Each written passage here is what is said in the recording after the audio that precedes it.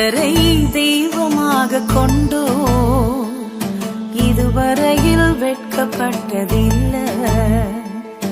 அவரையே ஆதரவாய் கொண்டோ நடுவழியில் நின்று போவதில்லை.